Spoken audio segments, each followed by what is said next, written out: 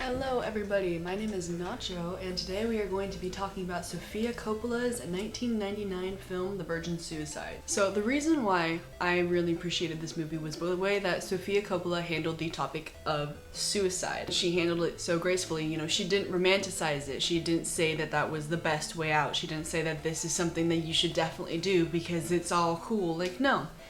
She looked at it as a tragedy. She looked at it for what it is a mystery and something that hurts everybody that you leave behind. If you haven't watched The Virgin Suicides, it is about a group of 5 sisters named Cecilia, Lux, Bonnie, Mary, and Therese. The story all begins when Cecilia decides to kill herself. She's only 13. It shocks the entire neighborhood and the family very deeply. And gradually, the sisters' lives become worse and worse, ending with them all forming a suicide pact and killing themselves in one night. It throws the entire neighborhood into complete disarray for about a month, and then everybody gets over it except for this group of boys who the story is being told through. And they describe it as unknown. They don't know why the sisters did it.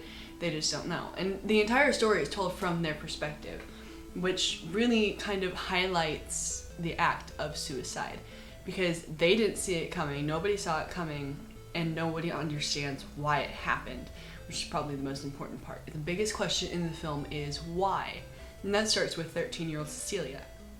Why did she kill herself? She says in the film, when the doctor asked her why you tried to kill yourself, she's like, well, doctor, you obviously don't know what it means to be a 13-year-old girl. But what does that mean? Truth is, we will never find out because we don't get to see it from the sister side of things. We only get to see what this group of boys sees. And that in itself is such a powerful technique to use in a film like this, where it's called The Virgin Suicides. You think it's going to be all about the girls, you think that it's going to be told from their perspective, and we're really going to see what it's like to be a teenage girl going through these hardships. When in reality, no, we see it from the outside in.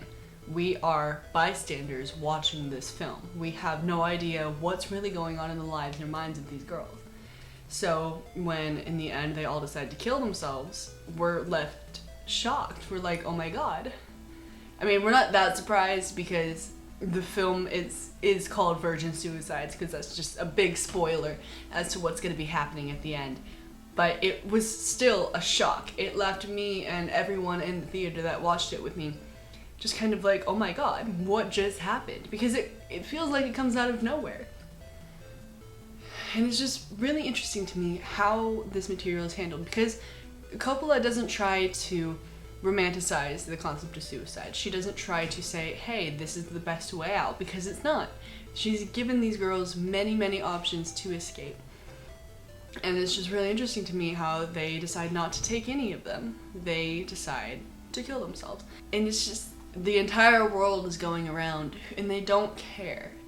They pretend to care. They have newsreels going like, oh man, teenage suicide is such a bad thing right now. But in reality, that newscaster found out the girls died and was like, oh, that's awkward. And really, the only people that it have a lasting effect on are the ones that were closest to them.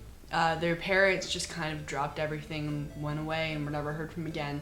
And the boys who said that they loved the girls and they were totally obsessed with them and trying to figure out for years why they killed themselves, they're the only people who care. And you as the audience, like the boys, are left wondering why. So that is my take on Sofia Coppola's The Virgin Suicides. So thanks for watching. Peace out.